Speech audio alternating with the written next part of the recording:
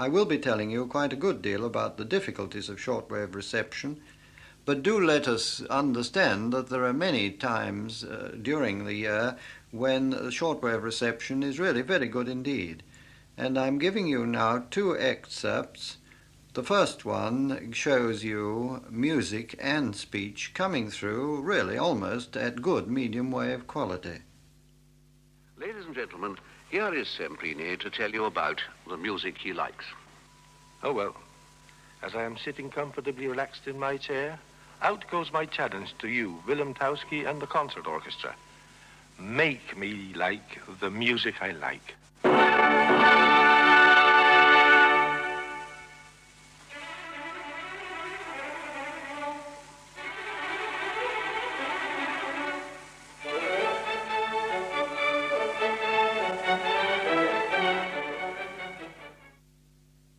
Now the next one is actually chosen from a talk which I gave to Shortwave Listeners Corner on choosing a shortwave receiver. And it was recorded at our shortwave station at Tebrouw, that is about 8,000 miles from this country, and I think you'll agree that the quality is remarkably good. We have, of course, to remember that it is a first-class receiver, and we have skilled operators working them. Now, here is a word from the Chief Engineer, External Broadcasting, Dr. Sturley. You have just heard Henry on the need for a good aerial when receiving shortwave broadcasts, and I thought it appropriate to have a talk with you about the problem of choosing a shortwave receiver. On what basis should we consider this? Cost or performance? Well, clearly both must be taken into account, but if I dealt with cost, I would need to undertake a survey of the available receivers, and this would be an impossible task because there are so many. Now, this next recording gives you some idea of the kind of pickup that can be obtained on a domestic receiver over a long distance. It will not be as good as the last you've been listening to, but it nevertheless is of reasonable quality.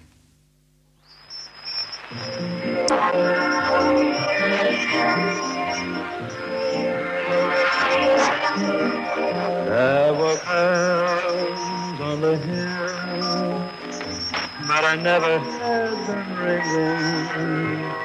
No, I never heard them at all till there was you.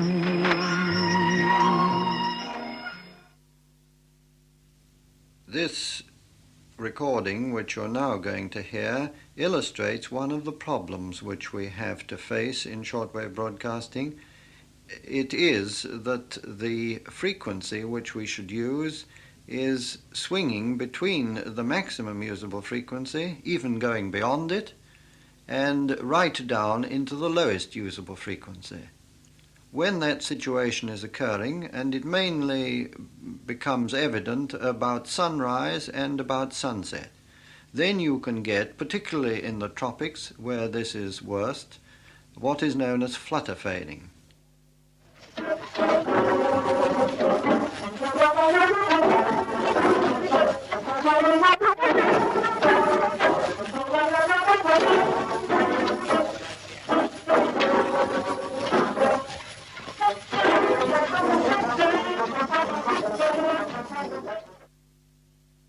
I have mentioned that we have not only difficulties, or ionospheric difficulties to cope with, but about a year back we had to meet the problem of deliberate jamming, particularly by the communist countries.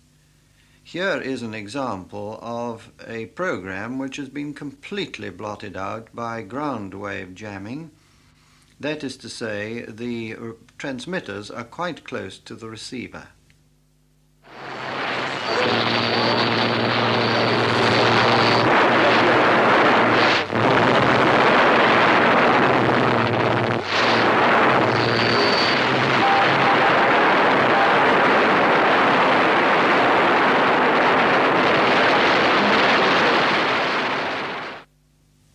Now, here is an example of unjammed program. It is Russian for Russia. Говорит Лондон. BBC начинает передачу на русском языке. Вы услышите выпуск последних известий, заметку на темы дня и первую из двух бесед, посвященных известному английскому писателю Джойс Керри. Передаем последние известия. It is important to note, of course, that this ground wave jamming requires a very large number of transmitters, very close to the areas where you want to prevent people being able to hear the program. And even Russia was not able completely to blot out signals coming from this country. There are skywave effects from jamming, and here you have a chance of hearing them, but do notice that the signal is still coming through and is quite readable.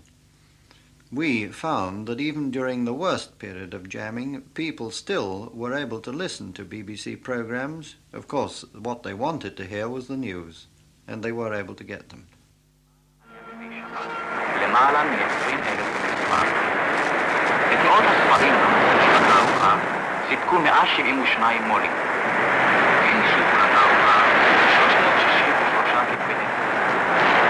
על קולניות התערוכה יכול המבקר הסובייטי לראות מדעי החברה.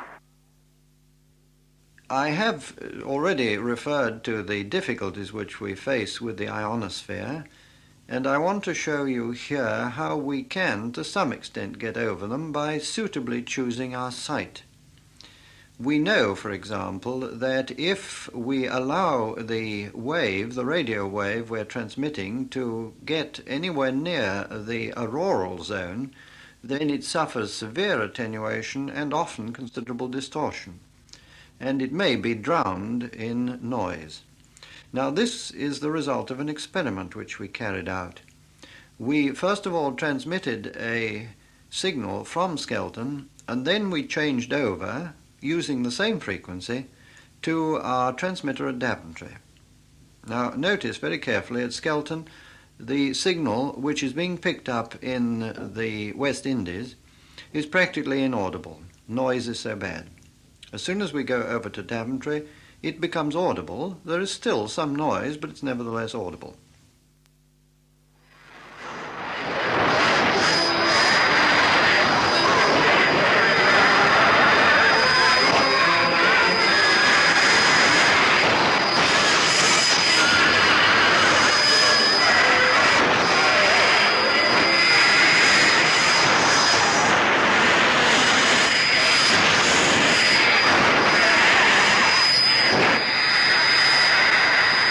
A world of music was introduced by John Lawrence, produced by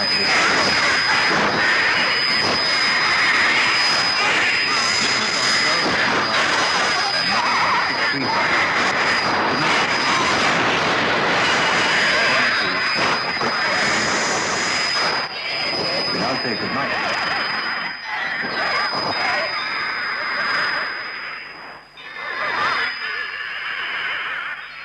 And next, cricket.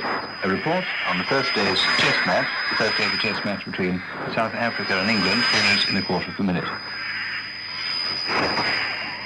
21:15, Greenwich Mean Time. This is the General Overseas Service of the BBC.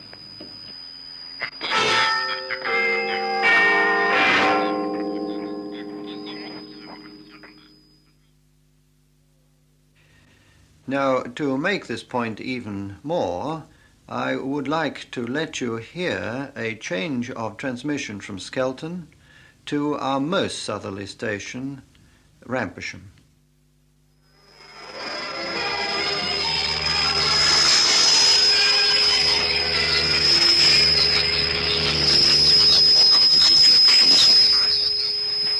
A world of music was introduced by John Lee and by Elizabeth Johnson.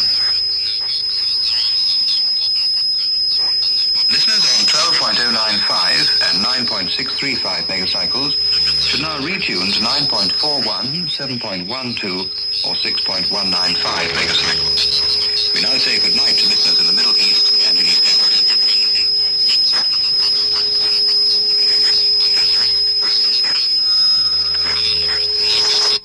On the first day's test match, the first day of the test match between South Africa and England follows in a quarter of a minute. Greenwich Mean Time.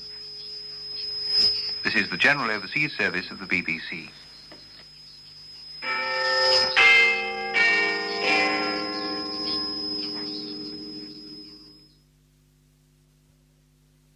I have been talking a good deal about the problems of making the signal audible when it gets to the shortwave receiver, and we may have to make considerable adjustments to the type of program that we're putting out. And here is an example of the work we do in trying to increase the intelligibility at the shortwave receiver. The signal itself is now made so that the variations in volume from the quiet passages to the loud passages is very much reduced. In effect, what we're doing is bringing up the quiet passages so that they're much louder than they would normally be. I think you'll have to agree it nevertheless doesn't seem to change the quality so much as all that, but it does make the signal audible. Now, what you're going to hear is, first of all, the signal being received on the shortwave receiver with noise, quite appreciable noise. Don't imagine this is always the situation. Sometimes the noise level is quite low, but this is the worst case we're demonstrating. The noise is very bad, and we have done nothing to the signal. It would be just as it would be as we put it out in this country, in the United Kingdom. 45 in between time and half an hour from now. I shall be giving you some information about our program. We have two before that. Next one at 13:15 in Sydney, the world today. And then at 13:30, which Now, I think you'll agree that it was very difficult to hear what was being said on the program. Now, in the next excerpt that you'll hear, it'll be the same phrase said over again, and with this additional, what we call compression, put in, so that the quiet passages and the loud passages are brought up more nearly to the same volume. 13:45 Greenwich Mean Time, in half an hour from now, I shall be giving you some information about our program. We have two before that. Next one at 13:15 in a few minutes. The world today. And then at 13:30, Richard Hoggett. Of course, you probably noticed some queer things happening. The noise appeared to waver. This is an effect which can't be got rid of, but it does mean that you could listen to what was being said, and you could hear it satisfactorily. Now we come to not a woman's voice, but a man's voice, and this is a skilled announcer who uses word stress in a uniform manner, and that does mean that he is much better heard even under worst conditions. First of all, we will hear him then with no change made to the quiet and the loud passages. The United States is to establish a naval communications base in northwestern Australia. It will serve American and Allied ships in the Indian Ocean and the Western Pacific. Now I'm going to put it on with the changes made so that the quiet and the loud passages are brought more nearly to the same volume. The United States is to establish a naval communications base in northwestern Australia. It will serve American and Allied ships in the Indian Ocean and the Western Pacific. The improvement, of course, is still there, but it's not so noticeable because you have a skilled broadcaster.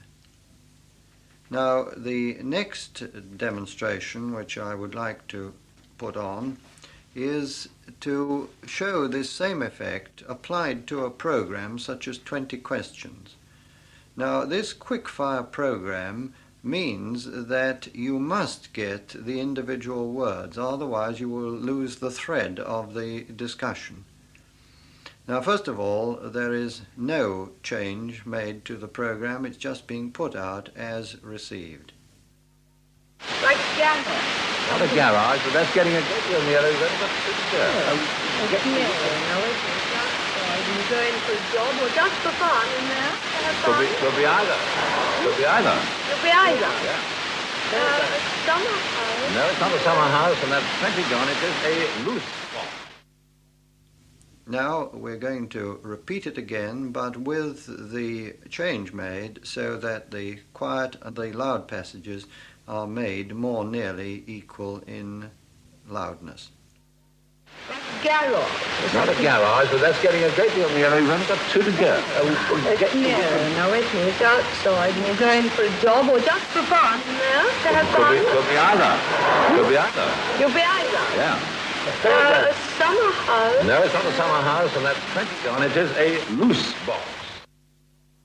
The last demonstration which I have of this special treatment which we can do to the program is illustrated by an interview between a skilled interviewer and an interviewee whose voice occasionally drops very low indeed. First of all, there is no change made to the quiet and the loud passages. Judy, you just left the university existence and started your first job.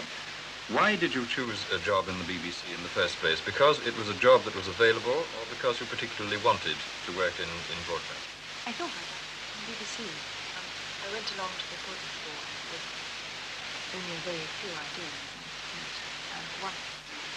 and I was handed the booklet and the things. I filled them up from there in. What sort of work were you doing at the university? I was reading history. And it seems strange that somebody, particularly a girl, should come into an organization like this and immediately settle into a job which is not technical necessarily, but semi-technical. I have done some practical things, but not really what I'd call technical things. I can do all the sort of practical things around the house, and I've sort of done lots of things around the theatre. I think you'll see that the girl's voice was practically lost. Now let's hear it with the loud and soft passages made more equal in loudness. Judy, you've just left a university existence and started your first job.